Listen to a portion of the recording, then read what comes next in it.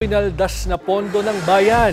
Yan ang depensa ni Congressman Ralph Tulfo na gumastos ng halos 2.5 million pesos sa Mala Party in the USA. Ayan na, 2.5 million. Isa lang yan. Usually pag nagpunta ang mga yan sa abroad, 2 weeks, 3 weeks, baka isang buwan, meron pa daw isang ginastos yan, 7 million. So ilang milyon ang ginastos siya sa pagpunta niya dyan? Magkano lang ang sweldo ng congressman? Alam nga naman binigyan na siya ng mana ng tatay niya. At siguro naman kahit bigyan ka ng mana ng tatay mo, kung mana mo lang nakuha yung pera na yan, yung pinambayad mo dyan, kung mana mo yan, hindi mo gagastosin sa ganyan yan kung wala kang pinagkukunan na mas malaki pa dyan. Ayan putang ina, wala nang liig. Wala nang liig to sa sarap ng buhay niya habang yung tatay niya ginagamit yung mga life stories, problema ng mga mahihirap. Pucha, ito sarap ng buhay.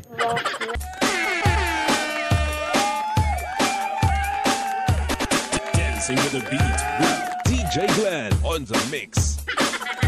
Marcos Bangag, Marcos Bangag, Marcos Bangag, Marcos Bangag. Ayan, magandang araw, tanghali, gabi, banateros. Kamusta naman ang inyong weekend? Ito na naman ang inyong pinaka-paboritong fake news peddler sa balat ng YouTube, Boss D. Another day, another uratan session.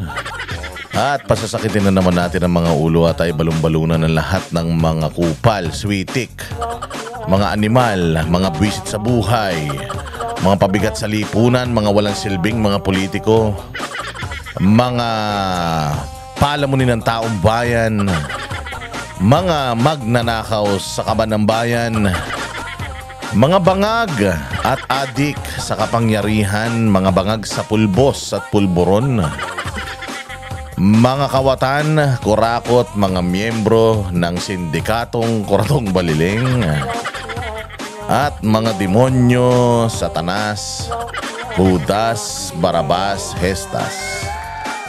Kamusta ang inyong mga weekend?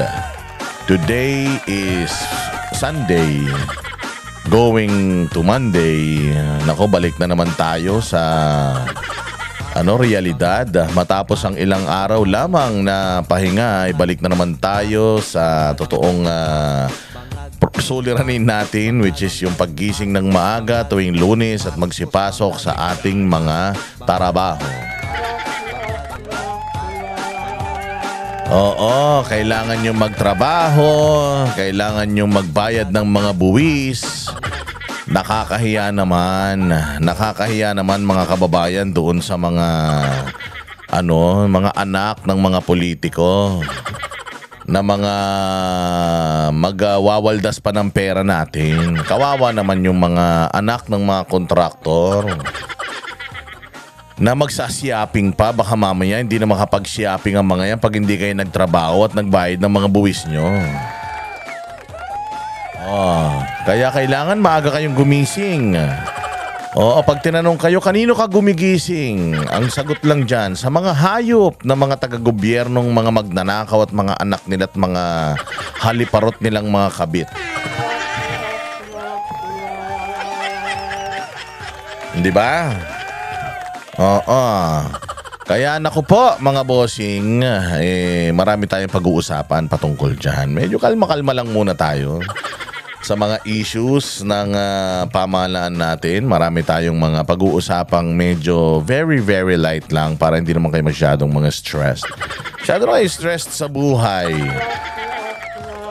Panatiling mag-like, mag-share, mag-subscribe ha. Hindi na kayo nanonood ng mga video natin. Sige kayo, pag di kayo nanonood ng video, matutulog na lang kami. Sa media kayo manunood. Sige. Lagi kayo magla-like, magsusubscribe, mag-share.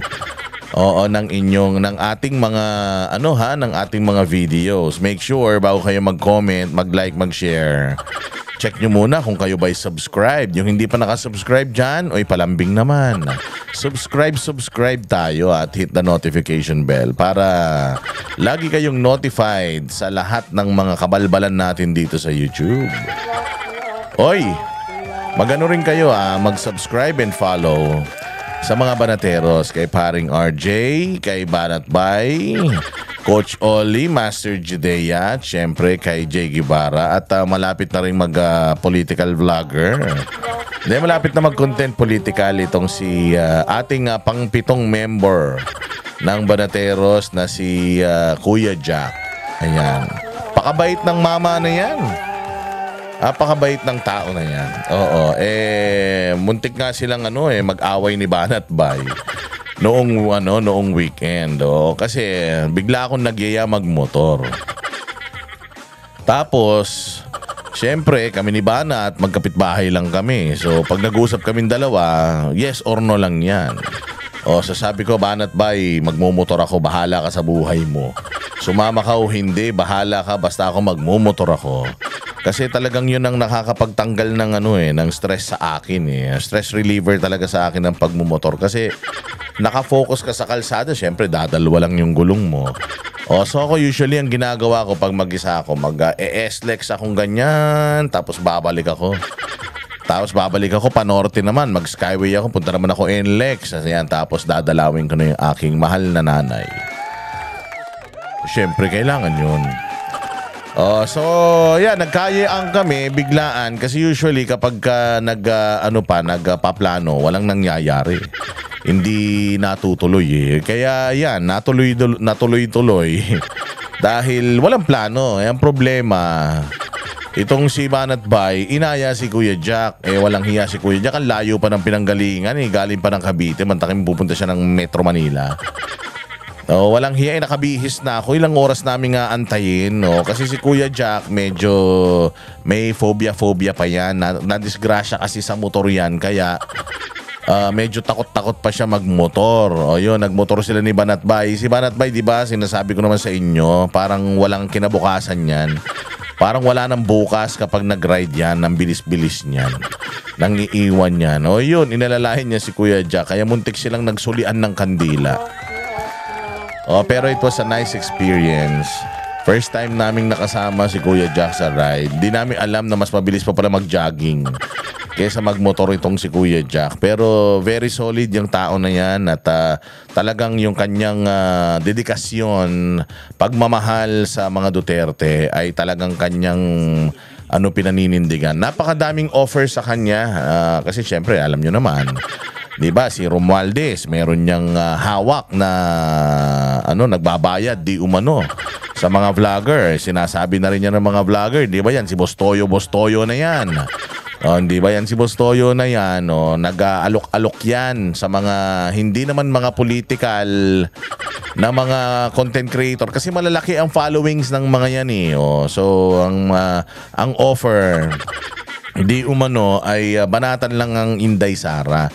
So itong si Jack, naalok din siya at talagang napakalaking halaga yung kanyang yung ino-offer, pero hindi siya kumagat. Kahit kaibigan niya yung mga yan, kaibigan niya yung ibang mga naakit sa pera para ibenta ang kanilang mga prinsipyo, si Kuya Jack nakita namin na buong-buo ang kanyang prinsipyo at pagmamahal sa bayang Pilipinas. Galit lang niya sa mga Becky, sa mga bading, sa mga guding, yung mababait na mga bading. Ay, mga mababait na mga baklita, ayan, okay siya. Pero yung mga bading na namimwersa, ayaw niya niyan. So ayun, nakakatuwa dahil syempre alam naman natin, sikat na sikat yan, parang araw . Sa sobrang sikat nga niya, muntik na niyan palitan yung araw. Pero very tawag dito, invested at committed sa Banateros. Kaya congratulations sa Banateros family dahil palaki ng palaki ang ating pamilya. It just shows the reputation of the group.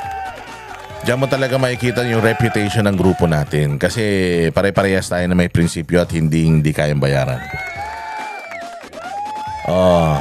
Kaya nga ako nananawagan ako doon sa mga, kasi tinan mo, nahuli na sinong mga mastermind. Ang mastermind ng mga kabulastugan sa Pilipinas, pagnanakaw, Etong Romualdez at saka Zaldico, syempre alam naman natin na kasama dyan si Bongbong, wag na siya mag-deny. Imposible naman, silang tatlo lang ang may hawak ng budget ng Pilipinas eh. Oo, si Romualdez, binigyan ng kapangyarihan si Zaldico na magkaroon ng makapangyarihan na komite na magdi-distribute ng yaman ng Pilipinas. Tapos ang pipirma niyan, presidente, power of the first Congress, presidente pipirma niyan. Hindi ba natatandaan ninyo? Sabi ng presidente nung 2025 budget, nung 2024 yun eh. Nung pinirmahan niya yung 2025, na delay pa nga eh. Kasi nga, inaral niya pa daw at binasa daw niya lahat at pinirmahan niya. So, ibig sabihin, binasa mo, pinirmahan mo, alam mo kung ano yung mga nandiyan. So, kung may insertions, alam mo din yan. Hindi pwedeng hindi. Putang ina, wag mo kaming bobolahin, BBM. Na wala kang alam dyan. So, kung ako sa inyo, yung mga vlogger na nabayaran, wala na. Hindi na yan mag-release ng pera sa inyo. Maaring ano na lang yan, makiusap na lang sa inyo na pabanguhin nyo ulit yung mga pangalan nila, pero definitely yung yung gold mine ninyo, wala na yan. Ito na ang pinakamalaking pagnanakaw sa history ng Pilipinas. Natatandaan nyo, kilala nyo si Napoles, di ba? Kilala nyo si Napoles. Di ba si Napoles, magkano lang ang ninakaw ni Napoles? I think not more than 20 billion yung ninakaw ni Napoles. Yung finanel ng mga congressman, ng mga senador, ng mga PDAF nila sa NGO niya. Kumbaga siya ang naging launderer ng mga senador at nakulong nga dyan si Jinggoy, nakulong si Enrile, nakulong yung jowa ni Enrile. Nakulong si Bong Revilla, di ba? Napalaya sila kalaunan, pero hanggang ngayon, when you hear about Janet Lim Napoles, when you hear the name Napoles, isa lang ang papasok sa isip ninyo, kawatan.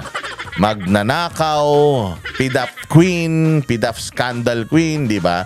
Magkano lang yung ninakaw niya noon? Magkano lang? Actually, hindi niya ninakaw yung pera na yun, pinadaan lang sa kanya noong mga politiko para may record sila. Kasi nga, yung magaling na Ping Lacson ang gumawa noong liquidation by certification. So, walang proper audit. Basta nilalagay lang nila sa mga NGOs ni Napoles at nung kanyang anak na tumakbo rin ng party list noon, di ba? So, doon lang nila fina-funnel. Kumbaga, siya lang yung laglagan ng pera, tapos siya lang yung tagabalik. May komisyon sigurado siya, pero siya ang least guilty. Ang pinaka-guilty dito, yung mga politiko, tingnan mo. Asan yung mga politiko? Si Napoles, nakakulong, pero yung mga politiko, nasa laya. Alam mo, somehow, yung sinasabi ni Pangilinan, somehow may katotohanan din eh. Kasi na-acquit eh. So, nakulong tapos na-acquit eh. Kung sana na-convict yung mga yan, di hindi na sana pinamarisan. Yung Janet Lim Napoles hanggang ngayon, bulok sa bilangguan habang panahon ng makukulong. Nag-ano pa yan nag-protected witness pa yan. Pero kita mo, lahat ng mga ikinanta niya nasan? Ayan, lahat nasa laya. Magkano lang yun? Hindi nakakalimutan ng tao Yang kay Napoles, panahon pa yan ni Pinoy. Hanggang ngayon hindi pa nakakalimutan. Lalong-lalo na kaya itong pagnanakaw ni Romualdez at saka ni Zaldico. Mantakin nyo, daan-daang bilyon ang ninakaw ng dalawang Judas na yan. Halos 200 bilyon, more than pa. Ang pinagnanakaw ng mga yan, maniniwala ka? 2 tao lang sila? Hindi ako naniniwala. Nagdi-deliver sa Aguado. Di ba? Yung Aguado ba yun? Aguado dyan sa may, sa may Malacanang. Meron daanan daw doon, papunta sa Malasyo. Tama nga naman. Nagdi-deliver ka na sa bahay sa McKinley. Nagdi-deliver ka na sa Forest Park. Ba't magdi-deliver ka pa sa may Malacanang? Kahit sabihin mong bahay niya yun, alam natin na kaya dun diniliver Alam natin kung saan pupunta yun. Yung pupuntahan nun, nandoon lang sa paligid. Oh, kaya maniniwala kayo na walang kinalaman yan si BBM Sos. Anak ng tinapay. Yung tatay nga niyan sinusunog na sa impyerno. Hanggang ngayon hindi pa rin sila umaamin na magnanakaw yung tatay nila eh. Nagsoli na sila ng pera na kusa. Pinagsosoli nila ng kusa yung mga contractor. Sila ba nagsoli na ng kusa? Si Bongbong nagbayad ba ng buwis yan? Nung kanyang estate tax, hindi ba? Wala naman. Kaya doon nyo tatandaan yan mga bossing. Daan-daang bilyon yung ninakaw. So, dapat hindi rin natin ito makakalimutan.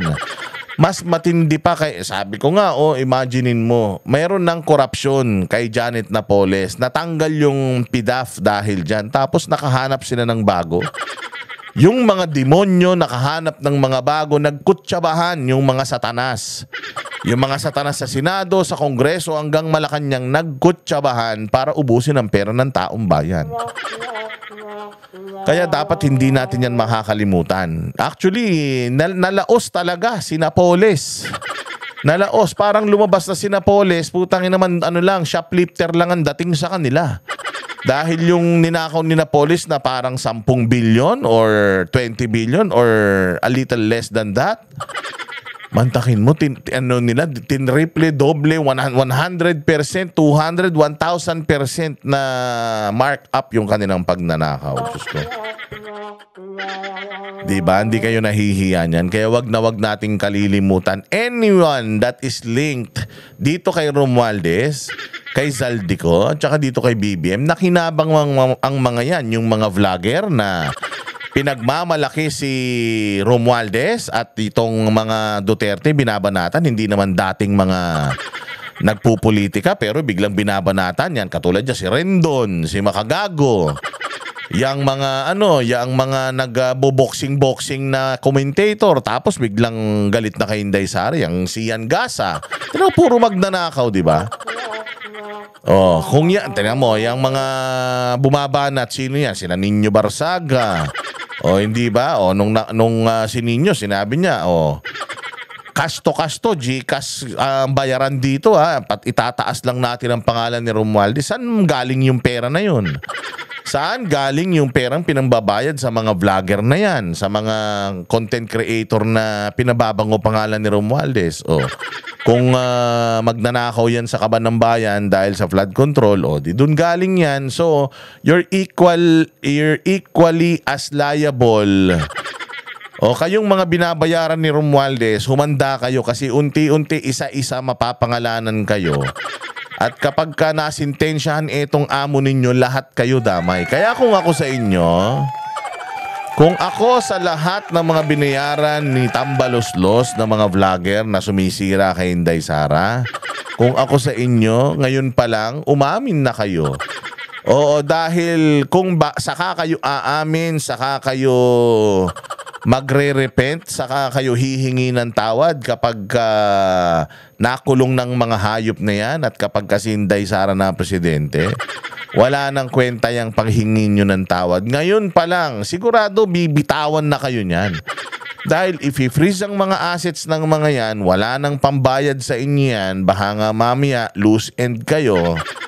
Baka mamaya isa kayo sa mga magsumbong sa katiwalian nila, baka ipapatay kayong lahat. Mag-ingat kayo. Kaya nananawagan ako sa inyo, kung mahal yung mga buhay ninyo at mga pamilya ninyo, sa dami ng ninakaw nila, kayang-kaya kayong ilibing ng buhay ng mga yan. Deserve nyo naman yan.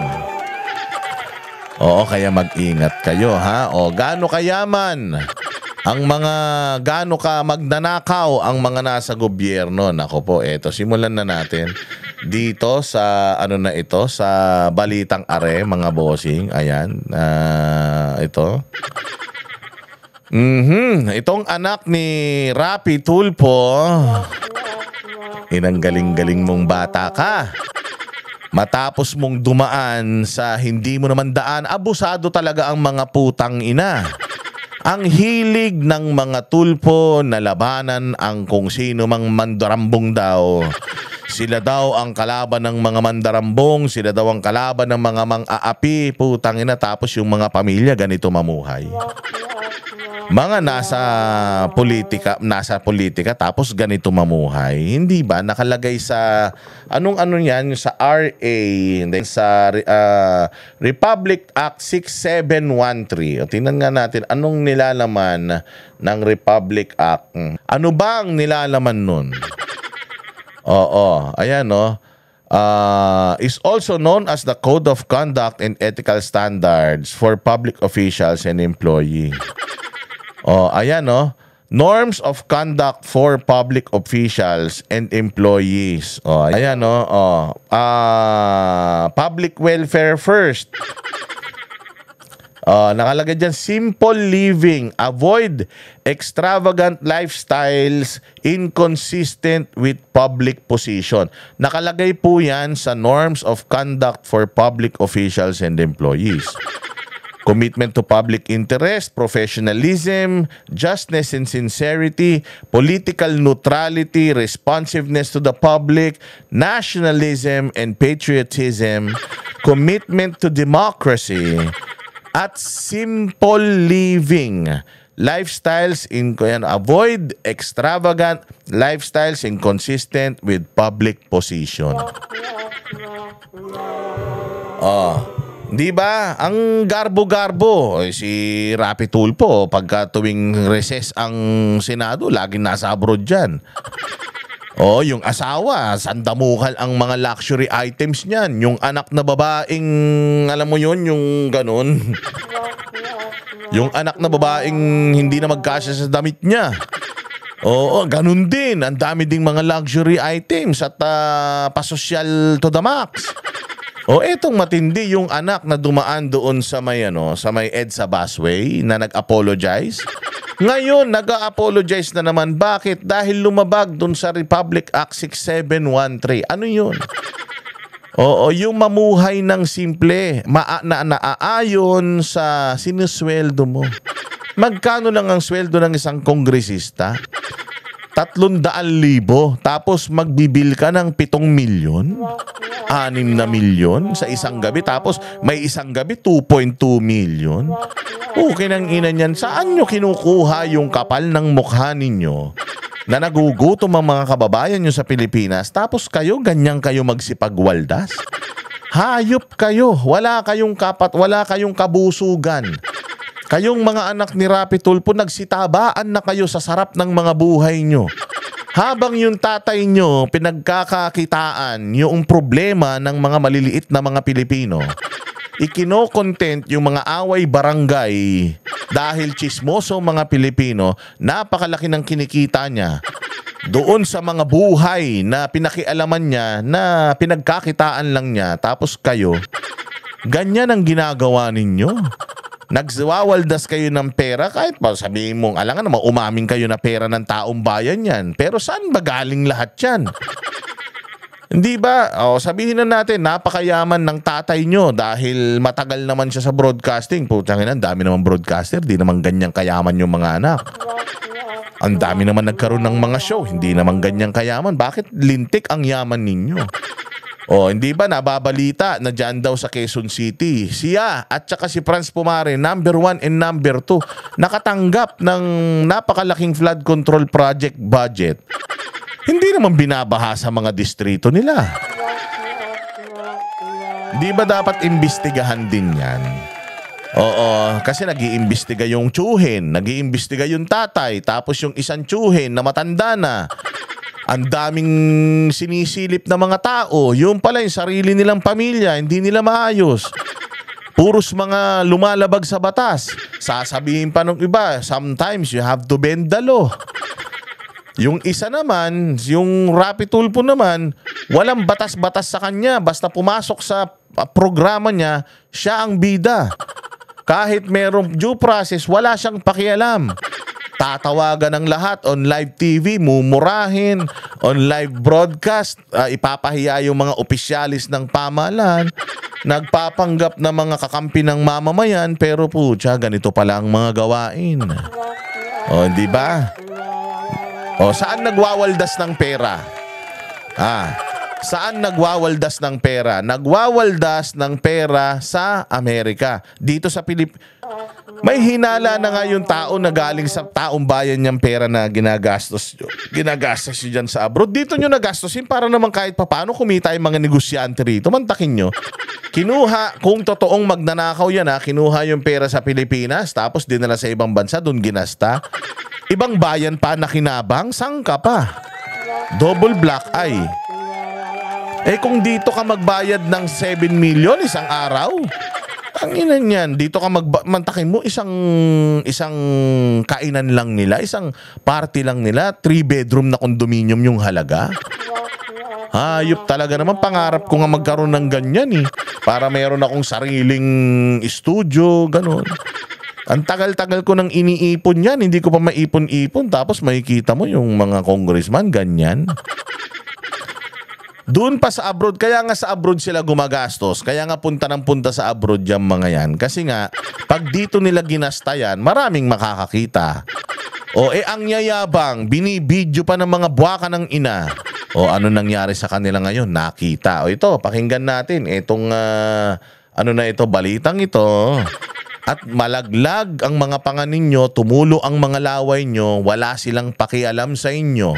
Mga hampas lupa kayo, patay gutom kayo, magbayad kayo ng buwis. Para naman masarap ang buhay nila lalo. Pinaldas na pondo ng bayan. Yan ang depensa ni Congressman Ralph Tulfo na gumastos ng halos 2.5 million pesos sa Mala Party in the USA. Ayan 2.5 million. Isa lang yan. Usually pag nagpunta ang mga yan sa abroad, 2 weeks, 3 weeks, baka isang buwan, meron pa daw isang ginastos yan, 7 million. So ilang milyon ang ginastos siya sa pagpunta niya dyan? Magkano lang ang sweldo ng congressman? Alam nga naman binigyan na siya ng mana ng tatay niya. At siguro naman kahit bigyan ka ng mana ng tatay mo, kung mana mo lang nakuha yung pera na yan, yung pinambayad mo dyan, kung mana mo yan, hindi mo gagastosin sa ganyan yan kung wala kang pinagkukunan na mas malaki pa dyan. Di ba ang mga Pilipino ganyan? Hindi sila gumagastos ng sobra sa meron sila. Usually ang ginagastos sila pasok doon sa pera nila. So ganyan nagbabayad ka isang kain 2.2 million.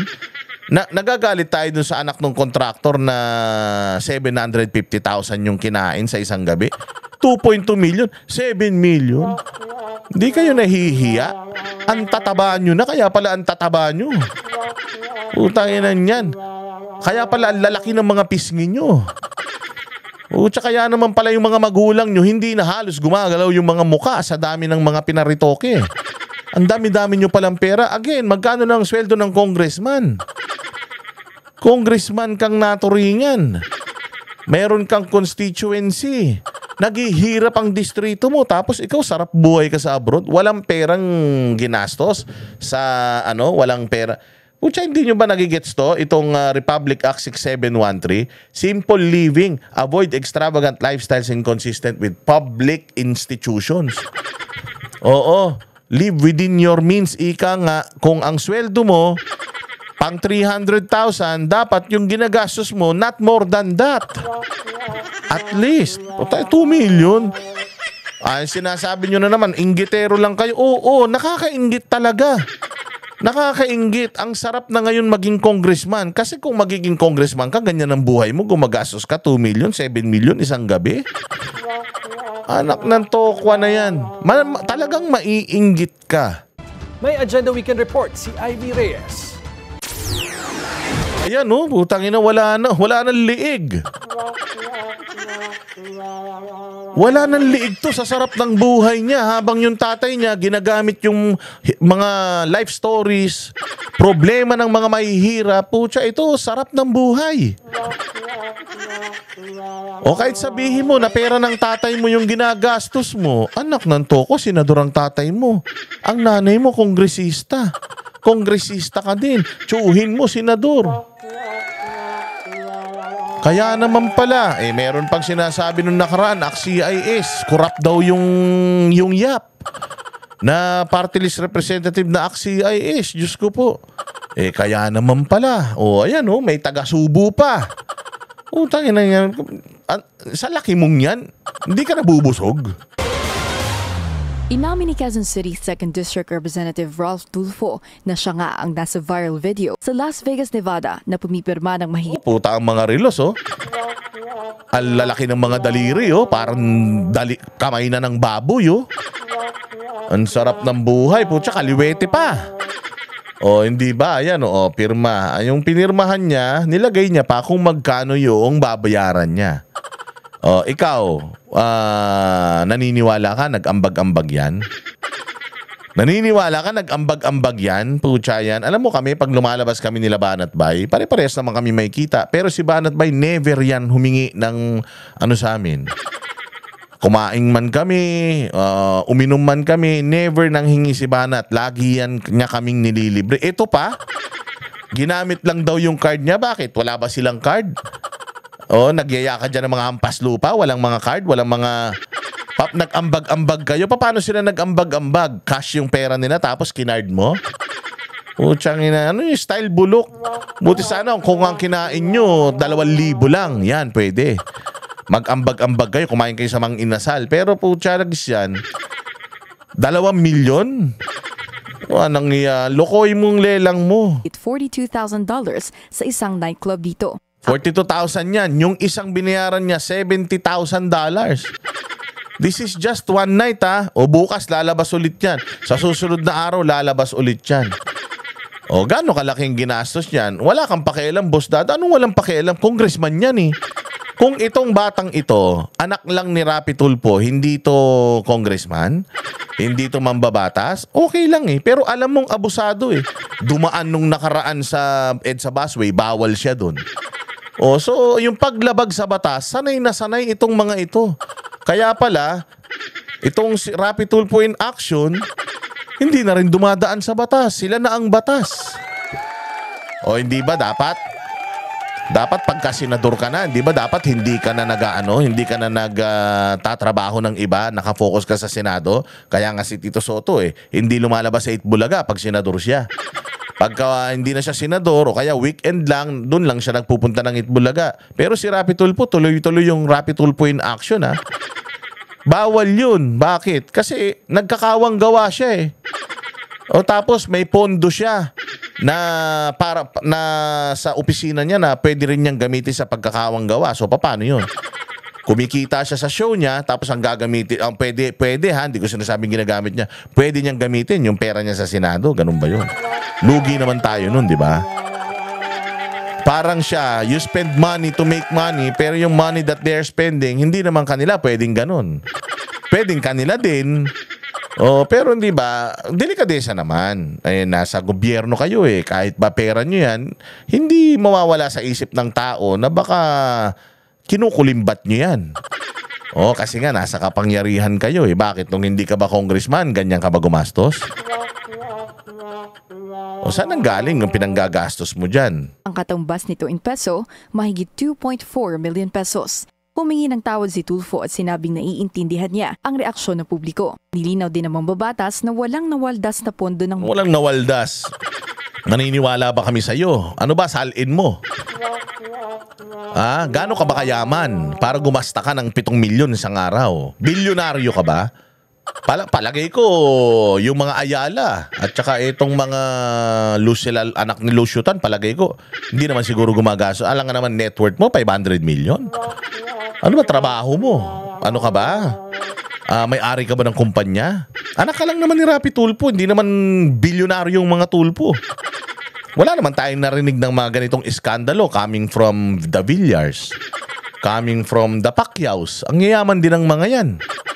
O paano? Hindi naman ikaw ang pinakamayaman na congressman. Ang pinakamayaman na congressman si Romualdez at saka si Zaldico at saka yung mangilan-ngilan dyan sa may south ng Pilipinas. Wala ka naman dun. Hindi ka naman kasama sa Forbes wealthiest teenager. O so paano kaming maniniwala na wala kang winaldas na pera ng taong bayan, congressman, kung congressman ka? Bayan dahil nag-ambagan silang magkakaibigan. Nakikiisa rin daw siya sa panawagang panagutin ang mga nasa likod ng malawakang anomalya sa flood control projects. Nauna nang nasita sa Humihingi ng pangunawa. Ang ina, gutom ang mga Pilipino, tapos ikaw nagbayad ka ng 7 milyon, gusto mo unawain ka? Ayan nahuli. Tamo mga ano kayo mga kriminal kayo Hindi mga paglabag kayo sa batas social media si Tulfo matapos gamitin ng busway sa EDSA Enero nitong taon. Depensa naman ang ama nitong si Raffy Tulfo. Kaya ito si Raffy Tulfo, plastic Hipokrito din Galit na galit ka sa mga kupal, tapos kupal kayo. Ang ina niyan, ang yayabang nyo, ang tatapang nyo. Yung pala, kaya naman pala hindi nyo mabanatan ng mga Marcos. O nung nakaraan, nag-iimbestiga ka tungkol sa mga PCSO. Yung nananalo sa loto, ang tapang-tapang mo, biglang nagulat kami na wala na yun. Biglang hindi mo na pinatawag. Ikaw nagsabi dun sa Michael Ma na hindi mo na rin pinatawag yung Michael Ma. Saan galing yung mga ganyang galawan ninyo? Nagsorry naman na raw ang kanyang anak kaya wala siyang nakikitang mali dito. Pamangkin si Congressman Ralph ni Senator Erwin Tulfo, ang Vice Chairman ng Senate Blue Ribbon Committee na sentro ng investigasyon ngayon. Para sa Agenda Weekend, Ivy Reyes, Billionaire News Channel. Diba? Masaya kayo dyan. Happy kayo sa ganyan. Oo, pasensya na, Congressman kasi kung hindi ka naman Congressman, wala kaming paki sa'yo kahit tumaba ka ng kahit tumaba ka ng kasing taba ng elepante, wala kaming pakialam. Kahit mamatay ka mamaya, wala kaming pakialam kung hindi ka magnanakaw sa kaban ng bayan pero hindi naman siguro to magnanakaw, baka matakaw lang. Matakaw lang siguro sa party-party, ganyan. Hindi na nga makatayo, parang Buddha na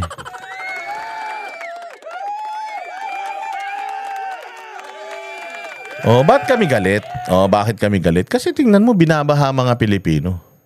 Hindi namin kayo naririnig na saka ka nga lang nagsalita tungkol dyan sa sa flood control issues noong nasita ka na sa lavish na pamumuhay mo. Hindi ba? Sa sobra-sobrang kayamanan, nung nakita yung pagyayabang ninyo, doon ka lang nagsabi na kaisa kami sa laban sa korupsyon. Kung mamuhay kayo ng naayon doon sa sinisweldo ninyo, tsaka dapat namumuhay kayo na ayon sa yaman ng distrito nyo. Ano ba distrito mo? Alam mo, ang pinakamayaman na distrito sa Quezon City, 3rd District, yung distrito ni Franz Pumarin, dahil nandiyan dyan ang Cubao, nandiyan dyan ang Eastwood. Si Franz Pumarin, ang nakikita lang natin yung magandang bahay niya sa Tagaytay. Wala naman siyang lumalabas na ganitong lavish na lifestyle. Ikaw, ano bang distrito mo? Bandang Fairview? Ganun ba kalaki pera pinapasok ng distrito nyo sa siyudad ng Maynila? Ng distrito nyo sa Pilipinas? Ganun ba kalaki para gumastos kayo ng ganyan sobra-sobra? Magagalit kayo ngayon na sinisita kayo. Sinasabi ko sa inyo sa susunod, wag po kayong pag gagastos kayo ng ganyan, wag nyo nang ipagyabang. Binibidyo-video nyo. Paano yan? Documentation? Para makita may kayo pagka meron kayong kung halimbawa yung mga anak ninyo may papakita kayo. Tingnan nyo ang daddy. Tingnan nyo ang lolo. Ganyan gumastos noon. Dapat ganyan ka rin Raffy Tulfo, disiplinahin mo tong anak mo. Disiplinahin mo yung pamilya nyo. Ang yaman-yaman nyo mamuhay, di naman kayo mga bilyonaryo. But anyways, yun, gusto ko lang kasi talagang ipakita sa inyo kung gaano ka-lavish yung lifestyle ng ating mga ng ating mga taga-gobyerno. At dito na lang tayo magtungo sa speech na naman ni Bongbong. May mga pangako siya. Tingnan ninyo kung ano sasabihin niya rito. Hanap po kami ng medyo malaking halaga. Ang halaga is 255.55 billion. Nakahanap daw sila ng malaking halaga. 255.55 billion. Tandaan ninyo, mangungutang na naman tong gagong to. Mangungutang na naman tong animal na ito. Piso. Biruin ninyo. Kung hindi po natin ginawa yan, yan 255 billion na yan, kung saan na lang mapupunta. Kaya't mabuti. Yan. Kaya't Ulul. Kung hindi kayo binisto ng bagyo, nasa bulsa nyo na naman yan. Walang hiya kayo. So parang ano yan, utang na loob namin sa'yo? O akala ko ba wala kang alam sa mga budget? Bakit ngayon pinag-uusapan mo yung mga budget? O ibig sabihin lang nito BBM, alam mo yung budget. O di ba? Pinag-uusapan pa lang ng Kongreso yung budget ngayon. Dinideliberate pa lang ng Kongreso yung budget ngayon. Hindi pa man natatapos, meron na siyang pagpupuntahan ng mga pera. O ngayon mo sabihin, Bongbong, ngayon kayo magsinungaling ni Claire Castro na wala kang pakialam sa budget, na wala kang alam dito sa mga pagnanakaw na ito. Kung ikaw mismo kaya mong i-itemize saan mapupunta yung pera, hindi pa tapos yung budget deliberation, meron ka nang pupuntahan ng pera ng budget, o ano to, pangako na naman to. Pangako ba ito o talagang ikaw ang nagko-control ng budget? Inanselan na po natin lahat ng flood control project para sa 2026. Ang 30 Kinancel daw lahat ng flood control project. Kinancel. O anong magandang maidudulot niyan sa Pilipinas? O di ibig sabihin for 2026, babahain pa din tayo. Malulunod pa rin tayo sa baha. Hindi ka na pwedeng magreklamo. Bakit? Kasi nga wala tayong budget sa flood control. So malunod kayo, expect nyo na yan. Di ba? Para sa akin kasi, hindi mo naman dapat i-zero yung flood control eh. You just have to be hands-on. Katulad ni Pangulong Duterte noon, na linggo-linggo nagbibigay ng update sa tao. At saka ipinakikita yung mga proyekto na nagagawa. Kung ganun sana kayo, hindi naman kailangan tanggalan ng budget ang mga flood control eh. Ang dapat tanggalin, hindi yung flood control, kung hindi yung mga magnanakaw sa flood control projects. Yun ang dapat tanggalin. Hindi mo kailangang i-defund.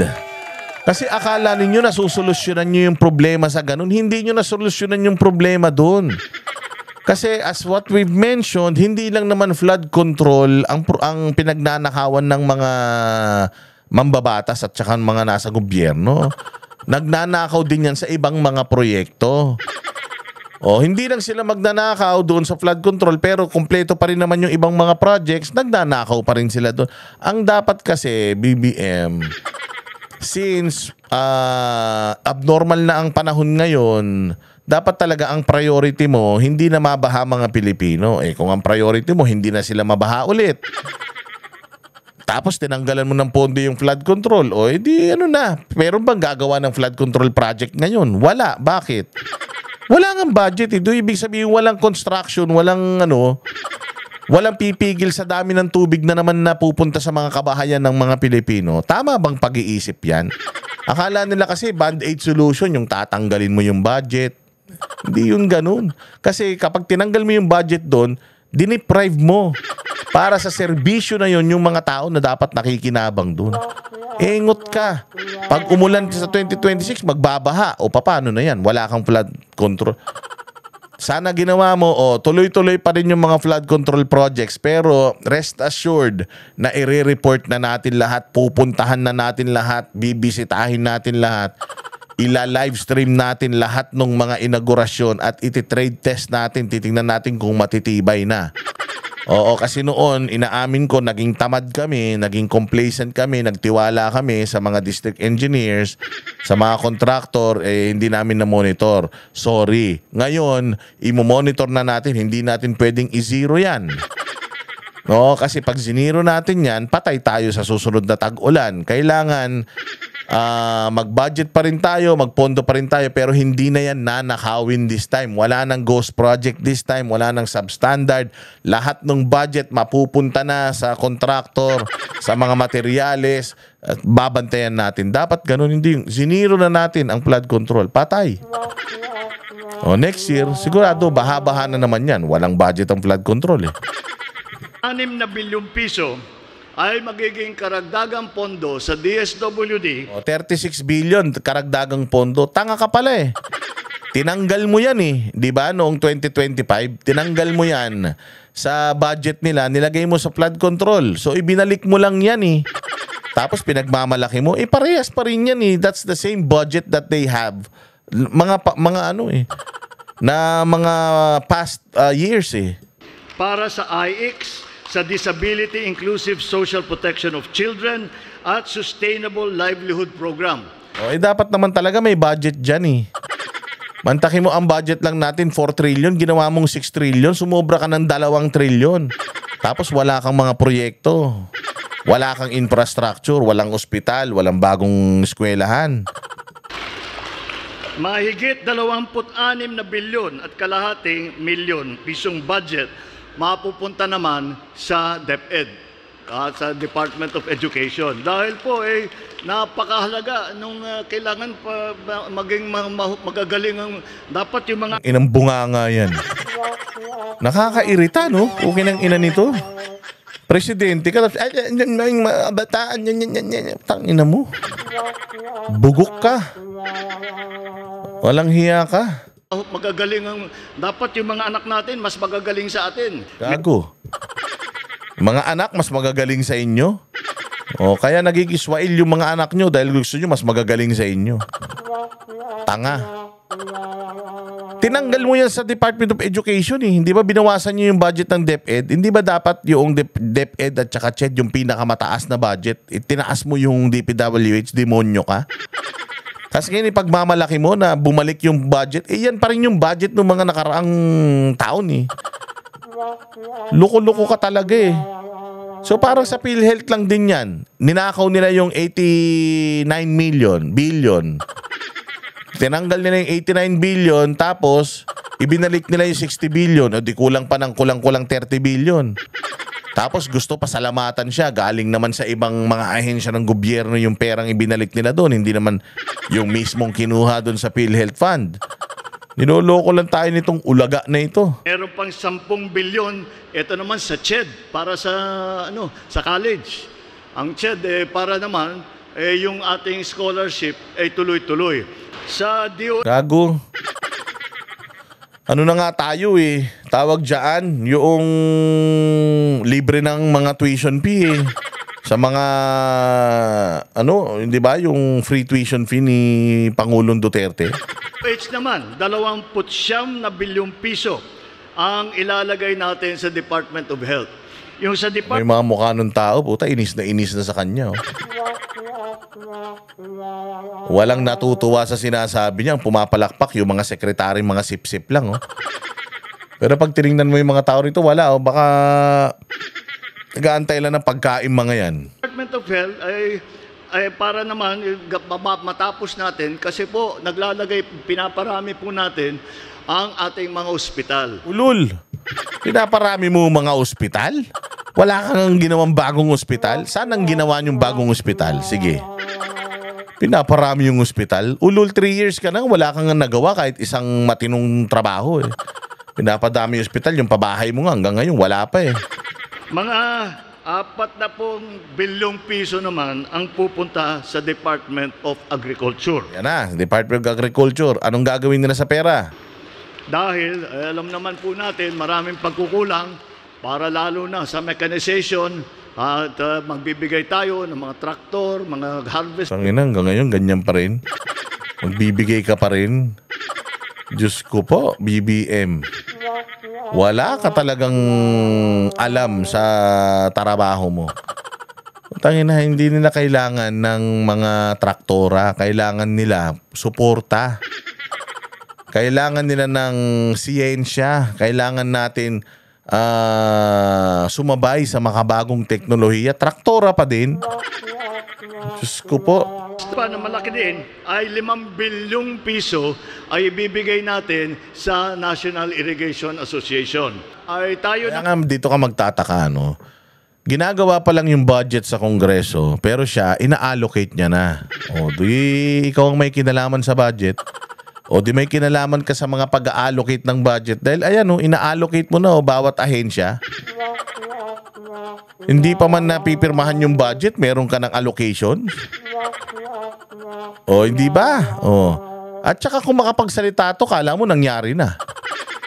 Kala mo nangyari kasi ganyan din ang ginawa niya. Di ba si John Vic Rimulya, natatandaan ninyo. Meron daw siyang isang hininging budget, na umoo to. Tapos pagtingin daw ni Remulla doon sa GAA, sablay. Oh, teka, hindi to yung tinanguan pinag-usapan natin ha. Tapos sabi, sige, dadagdagan na lang natin. Pwede ba yun? Nang wala sa appropriations, dadagdagan nyo na lang ng basta-basta? O, so ibig sabihin, ito, wala to. Yung mga sinasabi niya, mga numero na yan. O, lahat yan, pangako. O, hindi mo talaga alam kung mapupunta. Baka nga pag kayong pirmahan na ng GAA, baka hindi niya na matandaan na ipinangako niya itong mga ito. Pero, ang labo na nangangako ka ng budget nang hindi pa man lumalabas at natatapos yung budget deliberation. Hindi ba? Kalokohan naman to. Naman ay maglalagay tayo ng 19 bilyong piso na ilalagay sa DOLE, ilalagay sa TUPAD. Ito po, ang DOLE. At sa DOLE, yung Department of Labor and Employment, ito po, ay silang nagbibigay yung tinatawag na TUPAD. 2 bilyong piso naman ang ilalagay na. Akala ko ba wala nang ayuda? Sabi nyo, wala nang ayuda. O bakit ngayon? May mga ayuda pa rin. AX, TUPAD. May 4-piece pa din.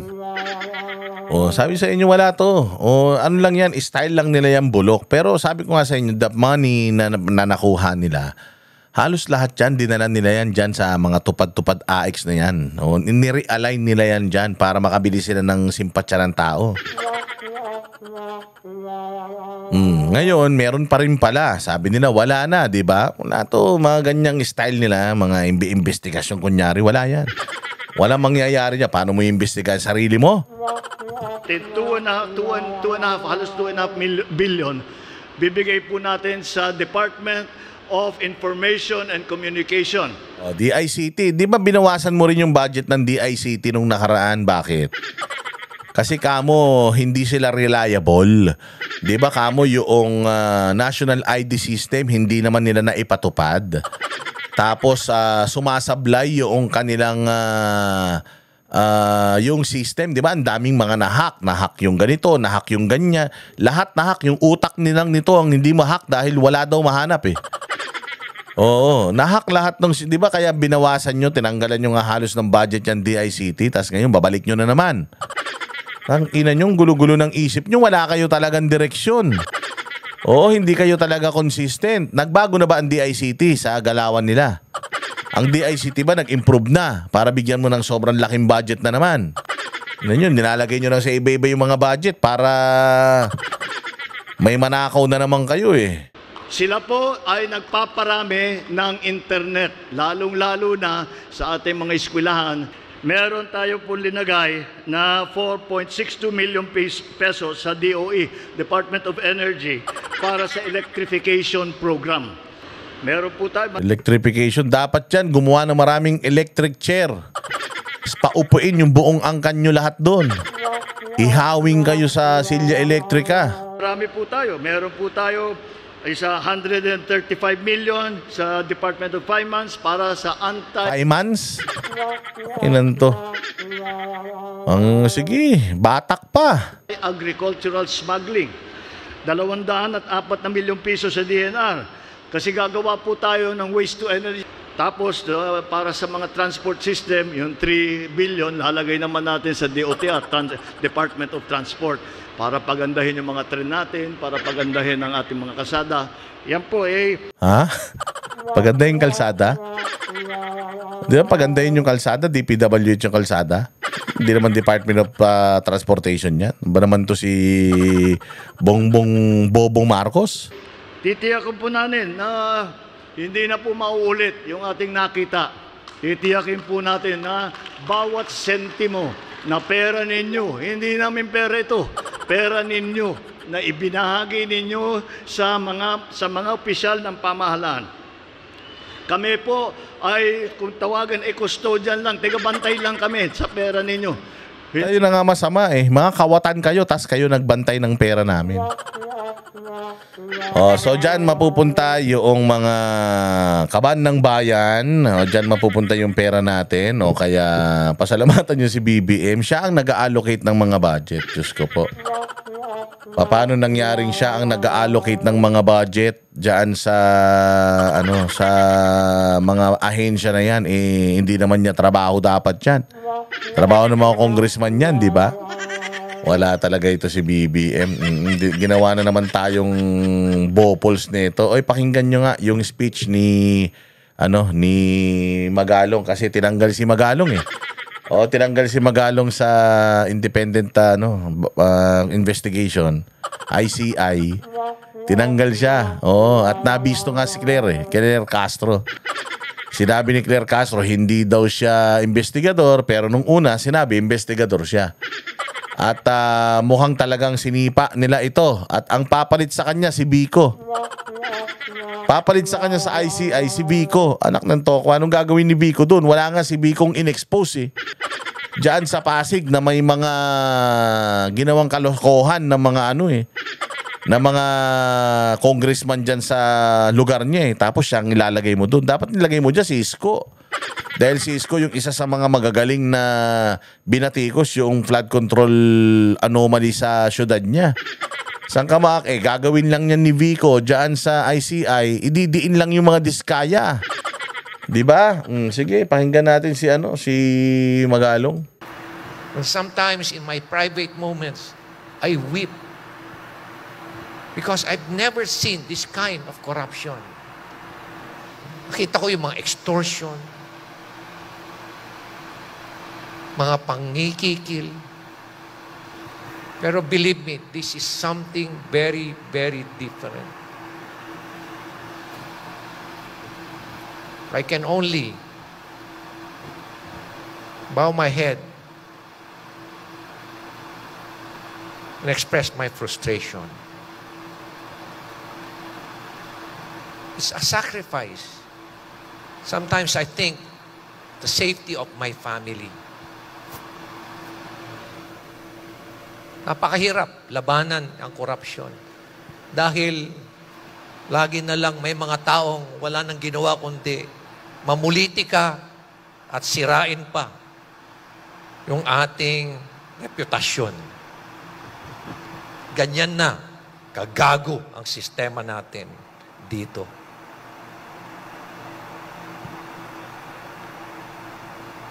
Nakikipaglaban na tayo araw-araw, sacrificing our safety, sacrificing our life.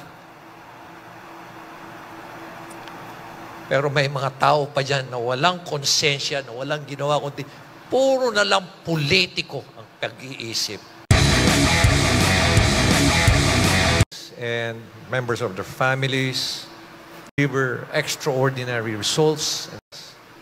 Our loyalty awardees who prove that true dedication is measured and credible. Corruption, especially in the infrastructure projects or infrastructure sector, has already become a cottage industry, a livelihood program. Sa dami ng pinuntahan namin mga projects, wala ni isa kaming nakitang maayos. And these are in hundreds of millions of pesos. Ibig sabihin yan, it has become so systemic, highly organized, highly syndicated. Nakakalungkot isipin na itong mga taong ito,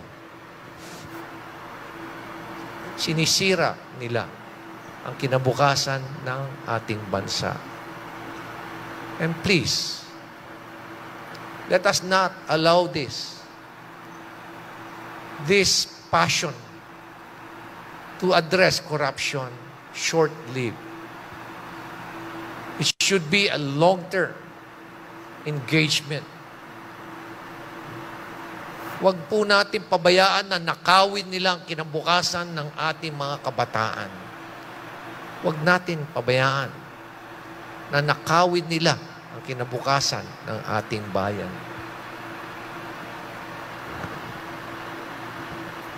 And sometimes in my private moments, I weep because I've never seen this kind of corruption.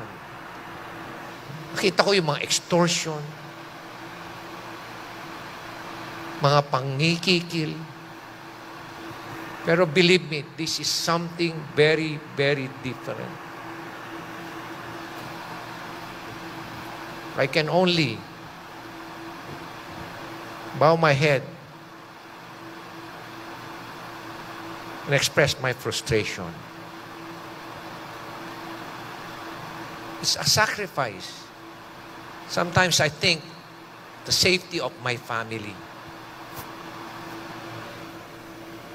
Napakahirap labanan ang korupsyon. Dahil lagi na lang may mga taong wala nang ginawa kundi mamulitika at sirain pa yung ating reputasyon. Ganyan na kagago ang sistema natin dito.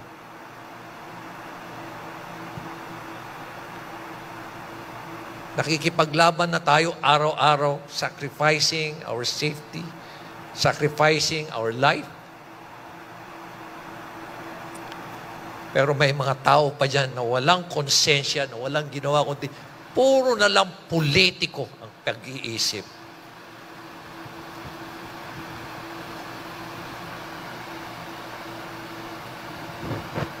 Kasing dumi ng kanilang mga konsensya. They're no different from these very powerful people who continue to destroy our nation. And let me go back. Please know that we deeply appreciate the support each one of you have given to our advocacies. Even as you understand that sometimes some of us need to be away to fulfill our task beyond what we do in our city. Everything we do, everything... Ayan, hindi ba si Magalong, na balita natin ay papalitan daw Nino. Papalitan ni Mayor Vico. Bakit? Saan na ba yun? Yung kay Mayor Vico. Hindi ko pala nakuha. Pero yan, papalitan daw yan siya ni Mayor Vico. Yan daw yun nga ang iniisip ko Ano magagawa ni Mayor Vico? Kung siya ang lalagay sa ICI, hindi naman siya nag-i-expose ng mga tiwali sa Pasig. Ang in-expose lang naman niya, yung mga diskaya na umamin naman sa krimen nila. Actually, yung mga diskaya, yung least guilty. Bakit? Kasi makikita mo na meron pang mas mataas sa kanila, which is DPWH. So between DPWH and the contractors, the DPWH yung more guilty. Syempre kung sa DPWH meron naman silang amo ng mga congressman. So yung amo nilang congressman ang mga more guilty and least guilty ngayon itong mga tiga DPWH. Kung least guilty ang DPWH, di yung contractor least guilty, sila yung pinakaibaba Di ba? Sila na lang yung tumatanggap ng latak So itong mga congressman na to, sino pa yung mga amo nila? Sino yung amo nung congressman? Kung sino yung pinakamataas, yun yung more guilty and yung pababa ng pababa dun least guilty. Kaya nga nagkakaroon tayo ng mga witness protection, mga protected witnesses at saka mga state witnesses kasi nga madidetermine mo kung ikaw yung least na guilty kung meron pang mas guilty sa'yo. Sa corruption na ito, sa flood control, ang pinaka-guilty, yung mga politiko. Si Vico, meron ba siyang politiko na pinangalanan? Buti pa to, si Magalong, pinangalanan si Zaldico. Hindi ba? Pero hindi nga lang pinapangalanan si Romualdez, pero alam natin na doon napapunta yun. Si Isko Moreno, pinangalanan yung mga congressman na dating ang ingay ngayon hindi na makapag-ingay yung mga congressman dyan sa Maynila na wala na yung mga yabang. Di ba? Wala na. Yung Adjong, yun dyan sa may Mindanao, ang yabang-yabang din. Ngayon di na rin makapagsalita kasi usaping magnanakaw, nakita lahat yung mga proyekto sa mga distrito nila, lahat meron. Tingnan mo. So, si Inday Sara, hanggang ngayon yung 125 million pa rin yung hinahanap nila. Samantalang yung mga congressman na bumabati ko sa kanya, lumabas bilyon pa pala yung mga allocated na mga budget sa kanila na walang mga output. Ano ngayon? Di ba? Yan ang problema. Kaya nga sabi ko nga, tatanggalin mo ito si Tatanggalin mo si Magalong, tas ipapalit mo si Vico. Nako, anong magagawa ni Vico dyan? Ito, pambonus natin. Oh, nag-away si Guanzon at saka itong si Sandro Marcos. Ikaw talaga, Sandra. Dumidedi ka pa sa tsupon ng lantang utong ng nanay mo. Nangahamong ka na ng veterano sa batas, ha? O, pakinggan natin tong away ni Guanzon at saka ni Sandro Marcos na tumatapang na. Pinatulan ni dating COMELEC Commissioner Rowena Guanzon ang banat sa kanya ni Presidential son at House Majority Leader Sandro Marcos. Nitong nakarang araw kasi matapang na sinabi ni Guanzon na wala na raw boboto sa mga Marcos sa susunod na eleksyon. At kawawa si Sandro dahil binahiran na umano ni Lady First District Malinaw naman eh. Kala ko may pinag-aralan niyang Sandro na yan, ba't hindi makaintindi ng Tagalog? Wala nang boboto sa Marcos sa 2028. Oh, madami namang Marcos. May Marcos na Amy, may Marcos na Irene, mayroon pang isang ampon na Marcos din. O may mga anak yun. O di ba lahat yan, Marcos yan. Si Francis Deo Marcos, Marcos din yan. Parehas yung magnanakaw. O so ang sinasabi ni Guanzon dito, kawawa ka Sandro, kasi ikaw sana yung political dynasty. Maganda yung clamor ng tao sa kanya. Natatandaan nyo nung Uniteam, di ba? Ang dami may crush sa kanya. Sikat na sikat si Sandro noon eh. Noong na yon kasi nga medyo mukhang tomboy. So sinasabi lang dito ni Guanzon na sayang ka kasi may pag-asa ka sana dahil may karisma ka rin sa tao. Kaya lang sinira ng uncle mo yung pag-asa mo na pwede ka rin nga sanang kung magaling lang yung tatay mo, kundi lang tanga yung tatay mo at ganid ang nanay mo, may pag-asa ka rin sanang maging senador, vice president o baka presidente eh. Meron sana eh. Kasi malakas talaga ang pangalan ng mga Marcos eh. Kaya lang, dahil sa ginawa nung tsuhin mo, na si Romualdez, wala na. Hindi ka na iboboto ng tao. Oh. Representative Martin Romualdez ang kanilang dinastiya at hindi na sila iboboto ng mga tao. Sagot na post ng Batang Marcos, masyado pa raw siya. Kaya parehas kayong bobo ng tatay mo eh. Alam ko kung saan ka talagang galing. Kung yung tatay mo magnanakaw dahil galing siya sa tatay niyang magnanakaw at nanay niyang magnanakaw, ikaw, bobo ka. Ang namana mo sa tatay mo, yung kabobohan niya. O, bobo yung tatay mo, o yung nanay mo, matalino, pero ewan ko. O, di umanong malakas din suminghot. O, kaya ayan, ang minana mo. Oo, lutang yung utak mo. Sigurado ko alam niyang 31 ka lang. At saka hindi ka mukhang 31. Sa lalim ng mata mo at sa laki ng eyebag mo, mukha ka ng 51. So hindi ka naman talaga tatakbo pa ng Senado, VP or President dahil bagets ka pa naman talaga. Tsaka bobo ka naman. Hindi, alam nga naman tumakbo ka niya. Wala kang alam. Simpleng Tagalog nga lang noong tao. Wala namang masama sa sinabi niya. Galit na galit ka na. Hindi mo na naiintindihan. Bata para tumakbo ng presidente, senador o vice-presidente sa 2028. Hirit pa niya, muling i-review ni Guanzon ang Constitution bago magsalita. Buwelta naman ng abogada, masyado raw ambisyoso si Sandro dahil hindi lang naman siya ang Marcos sa politika. Ibinida rin ni Guanzon ang kaniyang credentials bilang professor sa UP College. Diba, ang hilig kasi nitong mga putang ina mga Marcos na ito magmatalino, no? Yung tatay, peke diploma daw. Ito, di mo rin alam kung saan nagtapos tong ulul na to. Sayaw lang din ang sayaw naman tong gunggong na to. Wala pa naman na ipapasang batas. Putang ina to, napakayabang. Malantakay mo si Guanzon, ang tagal-tagal na niyan sa profesyon, tapos gaganyanin mo. Kung hamuning ka niyan, putang ina. Sigurado ko, si Sandro walang alam. Baka pakantayin mo lupang hinirang yan, baka hindi niya kayang kantahin eh.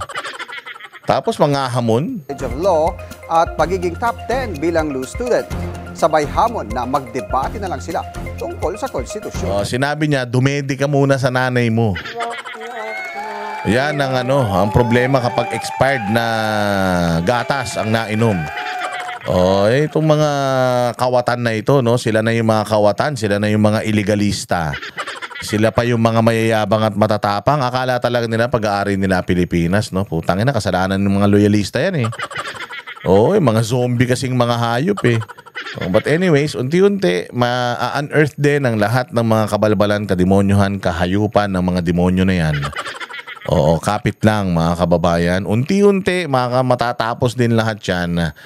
Bukas sa ating isang upload, pag-usapan naman natin yung mahalagang mga nangyari dyan sa ICC. Ha? O, kaya kailangan nakasubscribe kayo dahil pag-usapan natin yung estado ng kalusugan ni Pangulong Duterte. O, mag-subscribe, mag-like, mag-share at oo, lagi kayong magfa-follow dito sa ating channel, pati yung Facebook natin at lahat ng mga banateros ay i-follow and subscribe ninyo. Okay, mabuhay kayo. Kita-kita tayo ulit sa susunod na vlog. Kami ang boses ng masa, hindi natatakot. Katotohanan lang, di kami nalulunod. Walang bahid ng sismis, lahat ay totoo. Kahit sino ka pa, pag mali ka babanatan ka. Walang pinipili kulay, wala kaming kinikilingan. Basta para sa bayan, kami lalaban. Pag tama palakpakan, pag mali tatakot. Para sa bayan, tuloy ang sigaw. Sa harap ng kamera, walang halong takot. Mga baluktot, lahat kayo'y tutumba. Ang hustisya at totoo, yun lang ang mahalaga. Kahit sinong harang, di kami matitinag. Walang pinipiling kulay, wala kaming kinikilingan. Basta para sa bayan, kami lalaban. Pag tama palakpakan, pag mali banatan. Di matitinag, di matatakot. Para sa bayan, tuloy ang sigaw. Kung nasa tama ka, ikaw ay aming kasama. Pero pag mali ka, handa ka na bang mabasag? Banateros kami, walang inuunan. Dahil bayan muna, bago ang sarili.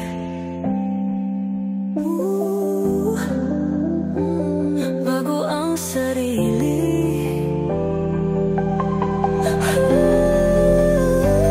Pag tama palakpakan, pag mali banatan.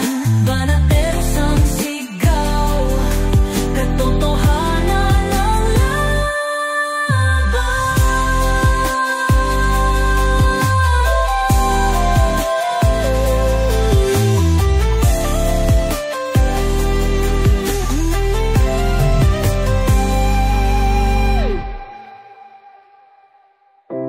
Sa harap ng kamera, walang halong